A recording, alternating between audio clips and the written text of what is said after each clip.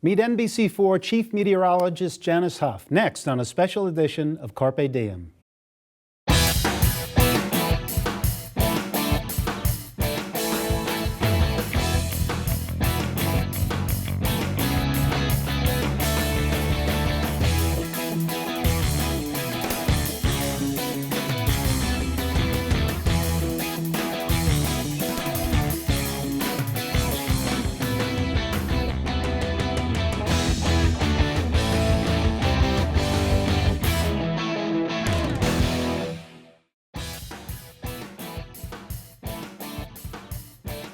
Hello, welcome to Carpe Diem. I'm Marc Rosenweig, Associate Professor in the School of Communication and Media at Montclair State University. Our guest is Janice Huff, Chief Meteorologist at NBC4 in New York. She's an award winner who recently celebrated her 20th anniversary at NBC4, where she's covered a wide variety of weather events, from the blizzard of '96 to Hurricane Sandy. She's been honored for her work on Wednesday's Child, a weekly segment that helps find adoptive families for children in foster care. Prior to joining NBC4, Janice was the primary meteorologist at KRON in San Francisco. She also worked for local stations in St. Louis, Columbus, Georgia, and Chattanooga. And she's here to receive the Dumont Broadcaster of the Year Award from our school and to speak with students. And Janice, welcome to campus and congratulations on all of this. Thank you so much, Mark. Thank you. This is a really special day. Well, tell us how it all started for you. Oh, wow. At what age did you say, I want to be a meteorologist, I want to be in local news? How did it happen? Well, the meteorology came first. So I was just telling the story the other day, I think I was about 5 or 6 years old when I discovered how fascinating clouds were. I was on my backyard of my grandparents' home, and I had a swing set back there. And I would go and sit out and swing on my swing set and just look up at the clouds all day long and watch them change shapes and forms and become big storms later in the afternoon. And I think that's where my first fascination came from. I was probably just born that way and was always destined to be a meteorologist anyway. And then I started my preparation through high school and then into college. I chose colleges that only offered meteorology as programs, or meteorology degrees. So that's how I got started. It was just really a general interest in the weather. Now, you did your degree at Florida State, where you studied meteorology. And what was that like, their program? How did it set you up for what you then did professionally? Well, interestingly enough, there was no television that came into play in the beginning. It was all science. I loved science as a child. So I chose Florida State because they had a reputable program in meteorology across the country and around the world. I had an internship, sort of like an internship fellowship type of thing, right out of high school before I started my first quarter at Florida State, with actual meteorologists working with the National Weather Service forecasters. And I did that for 2 years on my summer breaks and my winter breaks. And there were several meteorologists there who actually went to Florida State, who actually had some of the same professors that I was about to have. These guys had been around a long time. And so, you know, that sort of got me going in terms of FSU, and I really enjoyed I liked what I saw when I went there and toured the school in terms of the program and everything about the campus. And that's how I decided on FSU. And it was really all about the weather until my senior year, when I realized that the government was not going to be hiring. There was a federal freeze on hiring. So I wasn't going to get the job I was hoping for, which was with the National Weather Service. And so I had to think of something else. And I thought of TV. Well, a little help from my friends. Well, a nice set of circumstances I would say so. Yeah. So then what happened? How did you get into TV? Did you know somebody? How did it all go from there? Well, the first opportunity I had in television was as an intern. I acquired an internship at the local CBS station, WCTV, in Tallahassee, Florida. And working with the meteorologists. It was the first summer they developed that program, and the first time they actually had students participate with the meteorologists. They had internships in news, but nothing in meteorology. And I was the first student to be awarded that internship that summer before I graduated. I was graduating that summer, and that was my internship. And right after that, I got a job in television in Chattanooga, Tennessee, about a month after I was out of school. Now, in Chattanooga, you were doing what both weather and some news? Is I that was correct? doing weather and science reporting. Oh. I think one of the biggest science stories I did was Groundhog Day. I went out in search of the groundhog, and I found one at the local zoo. So I did that story, and I did some other science-related stories while I was there. That job only lasted 6 months. My very first job in TV lasted 6 months, and I thought my career was over in television. But I figure, well, I have a degree in meteorology. I'll just fall back on meteorology and try to get back in with the National Weather Service. But one thing led to another, and I got another television job right after that one in Columbus, Georgia, and then St. Louis, and then San Francisco, and then New York. But you made a lot of sacrifices along the way. I did. Moving from place to place, smaller markets, larger markets. It's something that we tell our students about here to really make the sacrifices at an early age, right? Exactly, Yeah. because it's really not a business for everyone, but it can be a really exciting career. We're nomadic. We move around. We go from place to place. If you enjoy that kind of lifestyle, you'll fit right in with television news, of course, as you know. But it's not for everyone. So, I put my career first, certainly. I mean, I'm married now. I was married once before. I went through a divorce. I have no children. But I have Wednesday's Child, so I get to see kids all the time at that program and help them try to find homes. Well, let's talk about that for a few minutes. How did that all get started, and how did you develop that interest in that? Because I know you've been honored by many adoptive groups, and this has really taken hold over a long period of time, right? Right, and we've been doing it since 1999 at WNBC in New York. It wasn't my idea. I can't take credit for Wednesday's Child.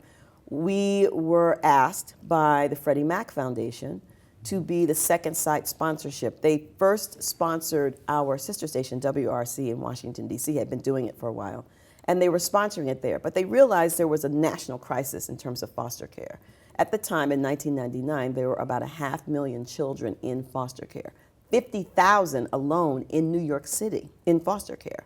Now the roll is down to about 11,000. So there's been vast improvement. There have been lots of changes through the system. And of course, Wednesday's Child's helped a little. But we've seen big changes, and so the rolls are down. But that's where it started there. They came to us and said, we would like you to be our second site. They went on to sponsor other sites around the country. And my general manager at the time, Dennis Swanson, who's been a big television man for many years. I know Dennis. Everybody knows Everybody Dennis. knows Dennis. Dennis Swanson came to me and said, I would like for you to be the host of Wednesday's Child. And I said, of course. And you must be in touch with some of the people that you help place and some of the families and so on, and that must give you great satisfaction. It really as well. does. One of the first children that we featured in 1999, a boy named Eric, he was 2 years old at the time, was adopted by a young man, single man, and he ended up adopting Eric's sister down the road. Oh, nice. And now Eric is about 18, I think, or so. And and they've been one big happy family. And I've seen lots of success stories. We've had about, I think, 370 children adopted. It's a rough number since the program started. So we're very excited to have been a part of helping children find forever families. And sense of community is very important, particularly when you work in local news. Yes. And you've worked in many different types of communities. How did you adapt over the years? What were the qualities? I mean, weather-wise, for example, St. Louis is Tornado Alley, right? It's right smack in the middle. Yeah. Well, the interesting thing about St. Louis, I always tell people, is that St. Louis has 4 distinct seasons. There really is winter, spring, summer, and fall, which makes it exciting. But all of those seasons have their own extremes: extreme heat and humidity, tornadoes, flooding, winter weather. My first time on a live shot in the winter weather was in St. Louis. I think I'd been there maybe a couple of months. No, maybe about 6 months. Blizzard comes through, and they said, well, you're going out. And I was like, okay. Was not prepared whatsoever. I had the wrong car. I had the wrong clothes. I mean, I had coats. I thought I was prepared. I had coats and boots. I almost froze to death. The wind chill, of course, that's with the wind and the temperature, was 50 below that day. And I'm standing on an overpass telling people, don't come outside. Then the hairs in my nostrils are freezing at this point. It was pretty incredible. But I can see your passion for this because you get very excited Yeah. when you talk about it, which is great. I mean, and it comes across on the air and so on. And in San Francisco, you really didn't have the seasons, right? No, it's different. Yeah. You have a rainy season and a dry season. And the dry season, of course, in California is extremely long, which is one of the reasons why their drought is perpetuated over and over and over. But then when they don't get the winter rains, it's even worse. And I'll never forget, I'd been in San Francisco literally for a couple of months. And I was the morning and noon meteorologist there. In the beginning, I became the chief meteorologist after the first year. But I just gotten there, and Memorial Day was coming up. And I was looking at the computer forecasts and my maps and all my graphics and everything and information, and I saw where it was going to rain on Memorial Day. So I actually put that in the forecast, and they all looked at me like, "Excuse me, new girl, you don't know what's going on here. It never rains here on Memorial Day."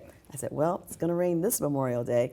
And lo and behold, it rained on Memorial Day. I got a lot of respect after that. But I imagine some of the people who had plans blamed you for the, and they probably do that occasionally, right? Or you know what? Or not anymore. Not so much anymore. Yeah. I think people like to joke about it. You know, they still like to sort of joke, "Hey, you said the weather was going to be this," or "Hey, are you going to get it right this time?" But it's really sort of like a joke and a conversation that people just want to have, just want to chat with you, because everybody wants to chat about the weather all the time. It's That's great. true. Yeah. That's true. The students talk about it all the time, and we all do. What about some of the massive weather events that you've covered in this market? Well, Now, you mentioned earlier the blizzard of '96. That was my first major coverage. you were only like a year year your into job it, here, yeah. right? I'd been here what a was, year. I remember that because I worked in New York City at the time, and I just stayed there because you couldn't go move. anyplace. No, you couldn't move. Yeah. I'd never seen anything like it. I was part of a huge weather team, of course, at the time. Al Roker was still in local news. Joe Whitty was still doing local news. It was myself, Joe Whitty, Al, and Chris Cimino had just started at NBC. We did a roundtable discussion. It was really exciting. And of course, it was an incredible storm for New York City. That was the first time we saw people with skis going down the streets on Broadway, you know, because there were no cars and there was no way to remove all the snow at once, you know. So that was, you know, that was the biggest one, the first big one here. I covered, of course, Hurricane Irene that came through right before Sandy, the year before Sandy, and then there was Sandy in 2012. A lot of people forget about Irene because Sandy was so overpowering. Exactly, Yeah, but yeah, Irene was a huge storm. It was mainly a wind and flood situation for us. There was extreme wind damage and power outages throughout the Northeast, including our area, and a lot of flooding in our local rivers too. Now, have you seen the changes in weather patterns over the last decade or so? Is that Absolutely. something that, you know, is very obvious to you in your studies? It's pretty obvious. Yeah, I think the place where you see it the most, and NBC has done a few reports and specials from the Arctic and talking to the native people who live in the Arctic, and they've seen it first, because as the polar ice caps melt, it's totally changing the environment in the Arctic and also changing the landscape for the people who live there. People think nobody lives there, but there are people who live in those areas, and they depend on the permafrost or the ice to be there during the winter. And when it's not, you may think, well, that's great, it's warm in the Arctic and they don't have to worry about the snow. But it changes the landscape for them in terms of the food that they are able to get, and their way of life totally and completely changes. And I guess most of us just see that continuing for an extended period of time, right? Extended period of time in terms of climate change. We haven't seen the tip of the iceberg, I don't think. You know. I wanted to ask you what you see for the future of local news, because there are a lot of people who have different theories and so on. I think it'll be around in some form, but it may be a different form, right? Online and apps and so on. And we see that starting to happen already. That's starting to happen already. Yeah. Of course, the viewership is much lower than it has been. It increasingly drops because of so many other ways to get your news. Like you said, there's apps. You've got social media now, which wasn't around a few years ago. Forget about cable, because that already was prevalent, but now there's, of course, more cable channels, the internet, and all of the social media and applications that we have. And so yes, it will be around, just in different forms. The traditional form that we've seen and that we've been a part of for so long probably will dwindle and continues to dwindle, but there'll still be a reason to watch the news on TV. There'll still be a reason for that. I think so. Yeah. I agree. Yeah. You mentioned social media. How important is it to what you do, and how active are you on it right now? It's extremely important for us because that's one of the immediate ways that we can connect with our viewers and the people out there. They send us pictures, they send us observations, we can see what's happening. In terms of weather, it's an amazing tool. And we can get the information out quickly. And everybody's got a cell phone now practically, some sort of cell phone or some sort of smartphone. They can get information immediately. So we're constantly updating Twitter, Facebook, Instagram, and many other forms. So now there's Periscope and people are doing live things. So there's so many ways. And the generation of people that are coming through now, they're quick to this stuff. You know, this is how they communicate. And we have to communicate with them and everybody out there, and it's one way to do it. So is that part of your advice to students today, to prepare themselves for the media industry by knowing social media as well as, you know, the solid writing and reporting techniques? Absolutely. Always remember that you still have to be a solid communicator. You have to be able to communicate. There are many different forms of that, of course, but on the broadcast side of things, you still have to connect this way with the viewer when people are watching you. You can still do all of your social media and all those other things, and digital ways of communicating as well. But the eye-to-eye contact is still always a very powerful way of connecting with people. Especially in the job interview, right? Yes. Have some good eye contact. That's yeah, what you know, we tell our students. I know that a lot of younger people, because they have these devices, they're constantly looking down at them. You and I, you know, we've sort of getting into this type of thing. But you have to look up occasionally. And when you're in the interview, you're not texting the interviewer, and he's not texting you. Right. Everybody's looking at each other. They want to see your passion, and they want to see what you're about. And it's always through the eyes. They always tell. Now, I have a couple of fun facts to share with our audience and with you that you, I think, are familiar with. That I don't know? Well, you know, being a journalist, I did a little research. 1998, you and some other meteorologists were featured in the Sports Illustrated swimsuit edition, not in swimsuits. Not in swimsuits, everybody. But they did interview you, and the segment was called "It's Raining Weather Girls." Yes. Right. Which we wouldn't have that today. You know, you kind of squeal. Well, you know, it's so interesting how those types of terms are still around in some form. The show that they had on was TBS about find the next weatherman or the next weatherman, and there were women that were part of it. And you know, a woman's not a weatherman, I don't think, and a woman's not a weather girl. But you know, it's times are changing slowly, but they are changing. And in this interview, it was also revealed that you've seen the movie Twister how many times? Well, up to this point now, it's probably like 200. Yeah, it was about 20 in '98, right? I still watch it. Yeah? I still watch it. It's always fun to watch. I mean, it's a movie, but it's always still fun to watch. The tornadoes look good in there. Yeah. So it's authentic, huh? Well, it's not photoshopped, or it is? No. Some of them are photoshopped. Definitely so. But it's still fun to watch. And also, if you were a weather pattern, you would be St. Elmo's fire? Yeah, that's what I said, I think, at the time. Yeah. Or would that change today? If I would be a weather pattern, it would probably be sunny with the trade winds All right. in Hawaii or somewhere. I agree with that. Yeah, that's changed. You've accomplished so much over the years.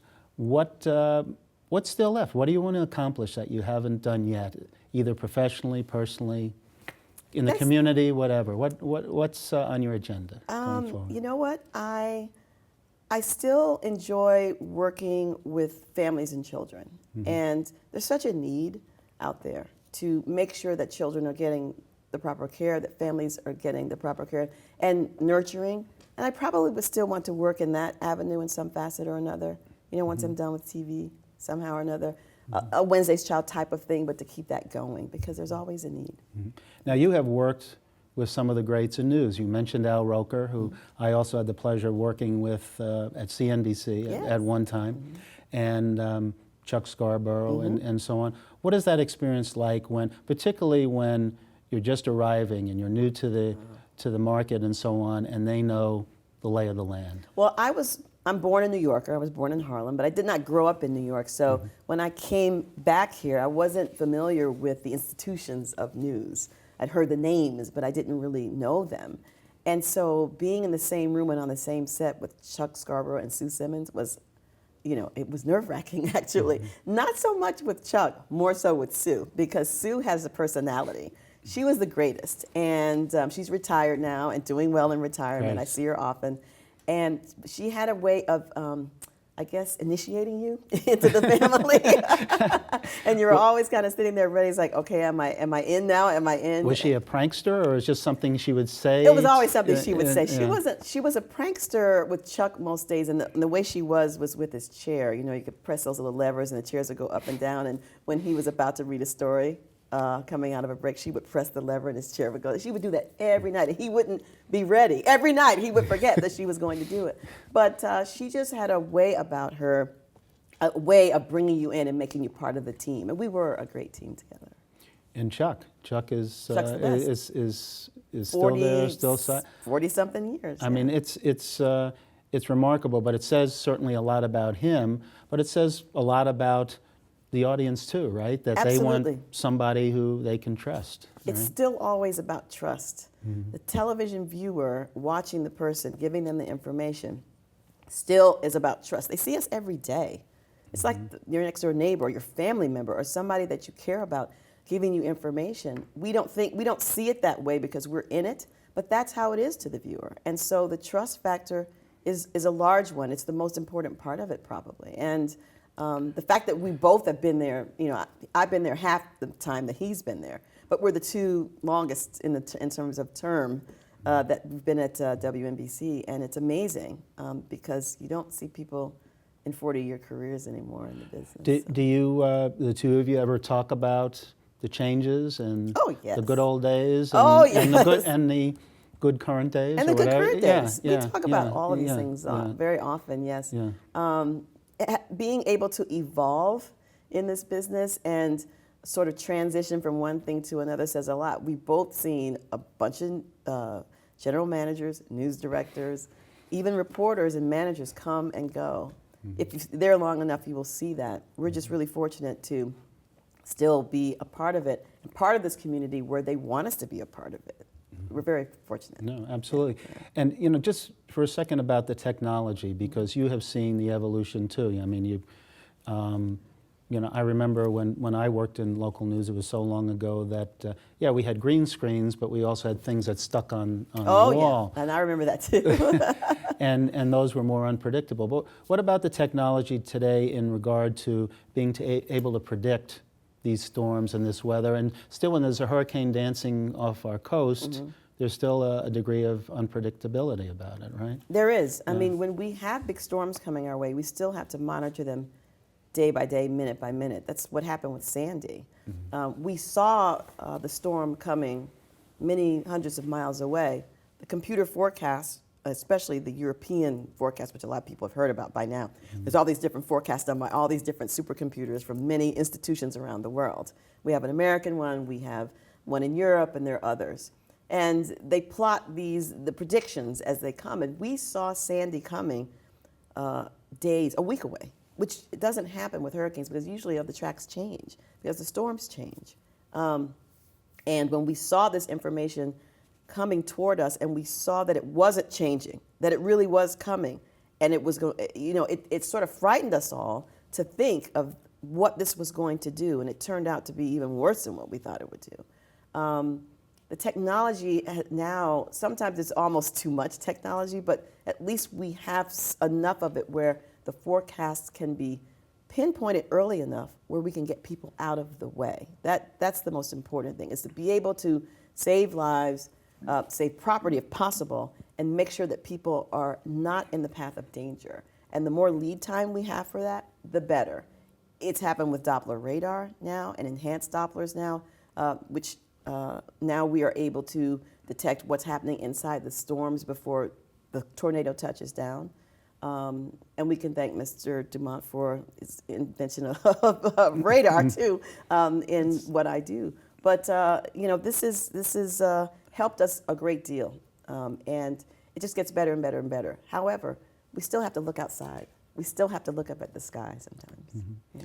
And you know, along those lines, does the public take these warnings more seriously than they used to, do you think? I think they do. I think that people are more aware of weather now because it's big news now. We talk about it a lot. People are experiencing extremes they've never seen before. So people are really interested in what's happening now and the science of what's going on and what's happening in their communities and what's happening in the world. I mean, we still have people who, don't feel a certain way about climate change. They don't quite believe that what's happening is human induced. But we're seeing and taking observations of things we've never seen before. And we know that not just in our country, but other countries around the world that are developing are having issues with pollution and emissions. And people are feeling it and they're seeing it. And there's far more interest and definitely talk about what's happening now. About 5 years ago, I spent a week in China on an academic trip, and the first 5 days we were there, you could hardly, see more than, 5 blocks away. And then all of a sudden, it rained one night, and we saw the mountains the next morning. But it was scary knowing that there was so much coal being burned in that area and other pollutants, and it's something. But I mean, don't we feel a little bit helpless in that it doesn't seem to be that there's a lot we can do about it as citizens, right? I think that people feel like there's nothing that they can do or there's not enough they can do, but collectively there's a lot we can do. We can do our part at home and how we live our lives, how we travel back and forth. We can do a lot in terms of our votes, of people who understand the plight of what's happening.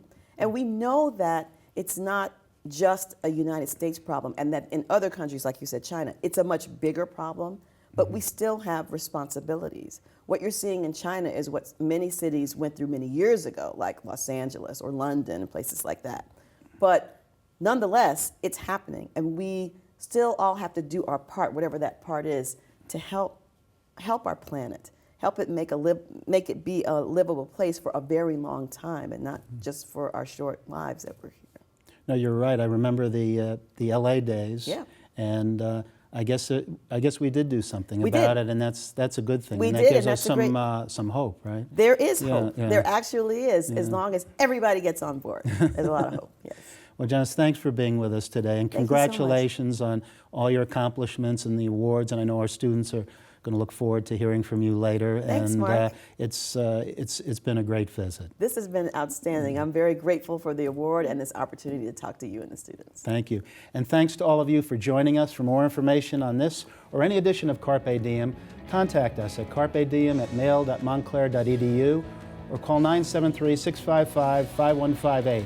I'm Marc Rosenweig. From all of us at Montclair State University, including Janice Huff, thanks for watching Carpe Diem.